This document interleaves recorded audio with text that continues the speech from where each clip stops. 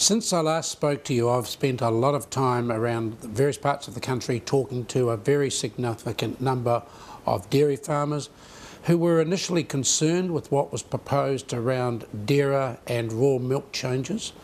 The opportunity to talk to these farmers and take them through what the government truly proposes to do has been a welcome opportunity for me, and I think for those dairy farmers.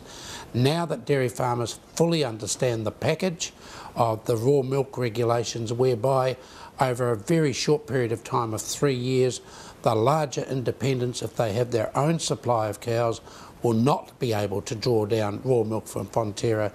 It gives a lot of comfort, certainly, to Fonterra shareholders.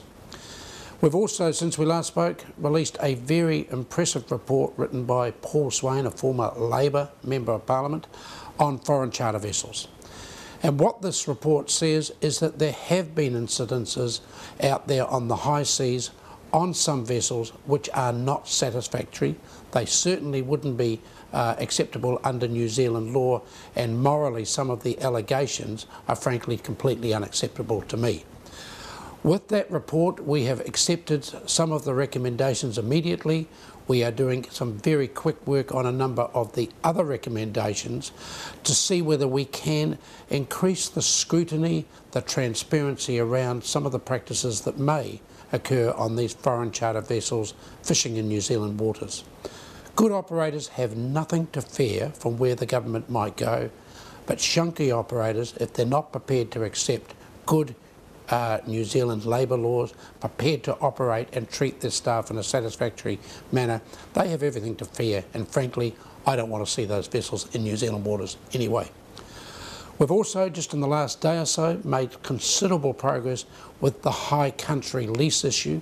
This is the issue whereby farmers under a former Labour government were charged extraordinary rents, in some cases higher than what they could possibly earn off the farm. We're changing that to make sure that the rents now will be established on a sustainable basis, allied to the income earning capacity of each individual property. And finally, yesterday we announced a change of name for MAF. The name itself has been around since 1972, but as we've brought food safety and the Ministry of Fisheries into MAF, we were required to do a further rebranding. We have determined that the best way forward is to have a name, the Ministry for Primary Industries.